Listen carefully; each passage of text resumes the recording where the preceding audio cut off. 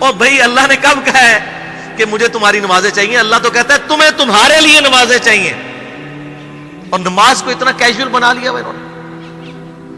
صحیح مسلم کے اندر حدیث ہے، آپ صلی اللہ علیہ وآلہ وسلم نے فرمایا بندے کے کفر اور اسلام کے درمیان فرق ہی نماز ہے۔ جو نماز پڑھتا ہے وہ مسلمان ہے، اور جو نماز نہیں پڑھتا وہ پاکستان کے شناختی کارڈ میں مسلمان ہے، اللہ کی ڈیفینیشن میں وہ عملاً کافر ہے۔ صحیح مسلم انٹرنیشنل نمبرنگ کے مطابق 246 نمبر حدیث ہے، آپ جا کے پی ڈی ایف کھول لیں، اسلام 360 میں جا کے 246 نمبر حدیث صحیح مسلم کتاب الایمان چیپٹر میں کھول کے دیکھ لیں کہ بندے کے کفر اور اسلام، شرک اور اسلام کے درمیان فرق ہی نماز ہے۔ آپ بے شک اپنے آپ کو مسلمان کلیم کرتے رہے، لیکن وہ شناختی کارڈ والا مسلمان ہے، نکاح طلاق والا مسلمان ہے، اس کا جنازہ بھی پڑھ دیا جائے گا، پیدا ہوگا اذان بھی دے دی جائے گی، اللہ کے حضور وہ مسلمان نہیں ہے، وہ بس کلمے کا ہی ہم احترام کرتے ہیں، ادروائز تو عملاً کافر ہے وہ۔ اسی طریقے سے جامعہ ترمذی میں حدیث ہے، سنن نسائی کے اندر حدیث ہے، سنن ابن ماجہ کے اندر حدیث ہے کہ آپ صلی اللہ علیہ وآلہ وسلم نے فرمایا جس نے نماز چھوڑ دی گویا اس نے کفر کیا، من ترک الصلاۃ متعمدا فقد کفر۔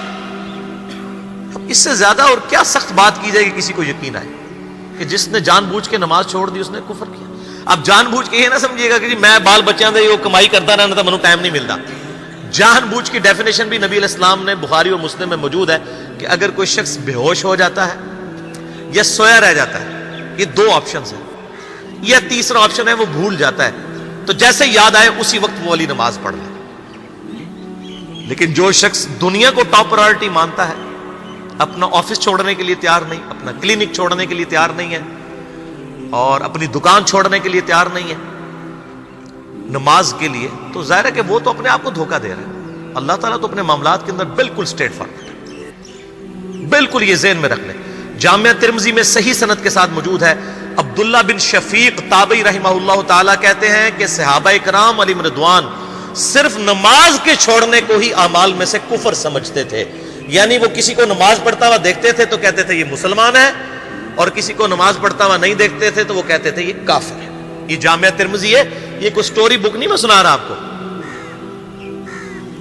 مسند احمد میں صحیح سند کے ساتھ حدیث ہے، نبی صلی اللہ علیہ وآلہ وسلم نے معاذ ابن جبل سے فرمایا معاذ اللہ کے ساتھ کسی کو شریک نہ ٹھہرانا، خواہ تمہارے ٹکڑے ٹکڑے کر دیے جائیں، تمہیں سولی پہ چڑھا دیا جائے، تمہیں آگ میں جلا دیا جائے، اللہ کے ساتھ کسی کو شریک نہ ٹھہرانا، اور معاذ نماز بھی نہ چھوڑنا، کیونکہ جس نے نماز چھوڑ دی اللہ تعالیٰ کے ذمہ کرم سے وہ نکل گیا، اللہ کے حضور اس کے لیے کوئی حصہ نہیں ہے جس نے نماز چھوڑ دی۔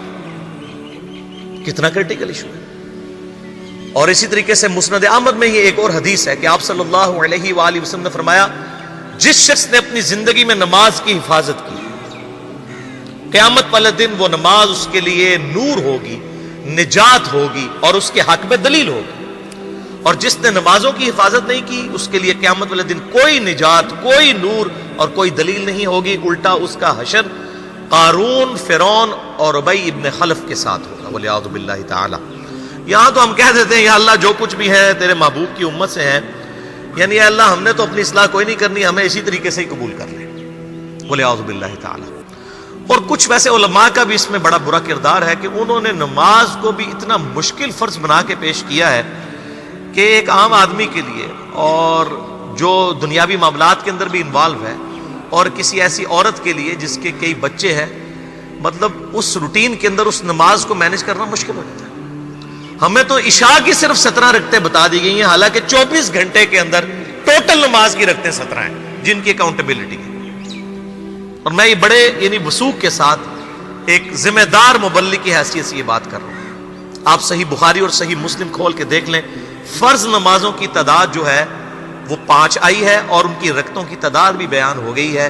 فجر کے 2 فرض، ظہر کے 4 فرض، عصر کے 4، مغرب کے 3 اور عشاء کے 4، اور سفر میں سارے 2 فرض ہیں، مغرب کے 3، یہ ٹوٹل 17 رکھتے ہیں جن کی اکاؤنٹیبلٹی۔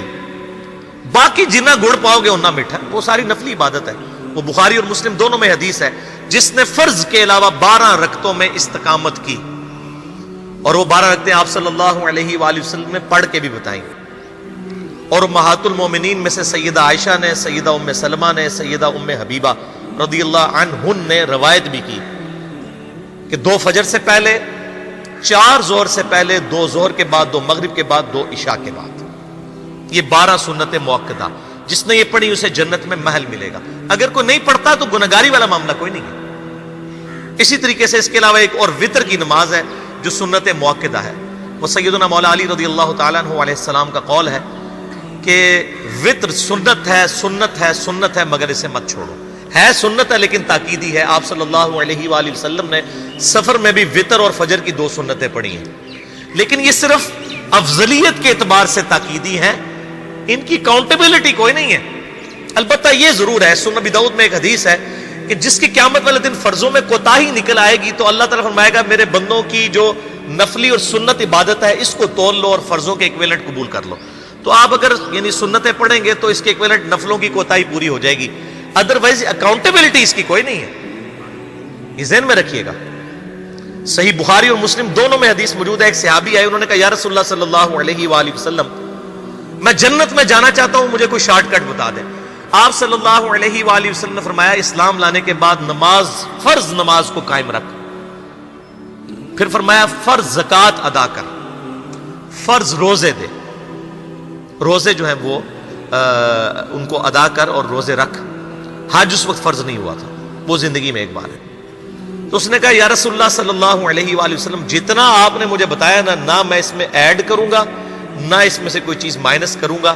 اور یہ کہہ کے وہ چلا گیا.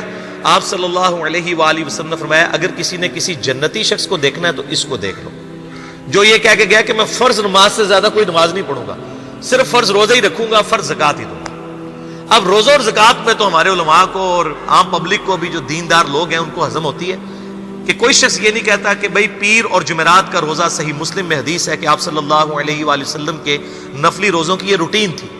کوئی آپ کو یہ نہیں کہے گا کہ جس نے جمعرات اور پیر کا روزہ نہ رکھا اس کے رمضان کے روزے ہی قبول نہیں ہوں گے.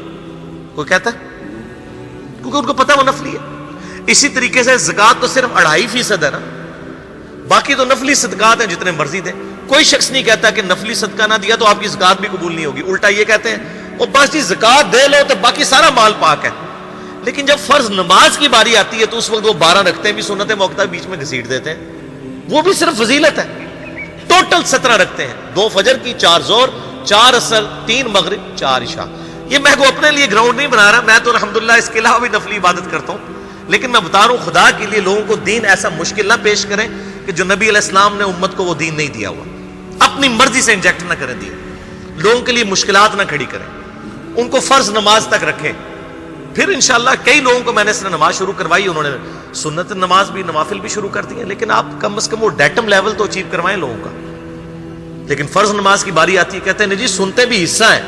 کہاں سے میرے بھائیوں حصہ ہے؟ وہ 17 رکھتے ہیں، سنتیں پڑھیں گے ثواب ہے، نہیں پڑھتے گناہ کوئی نہیں ہے. تو کم از کم فرض تو ادا کریں. اس کے لیے آپ کو ٹوٹل 24 گھنٹے میں میرے خیال ہے 40 منٹ بھی نہیں چاہیے فرض پڑھنے کے.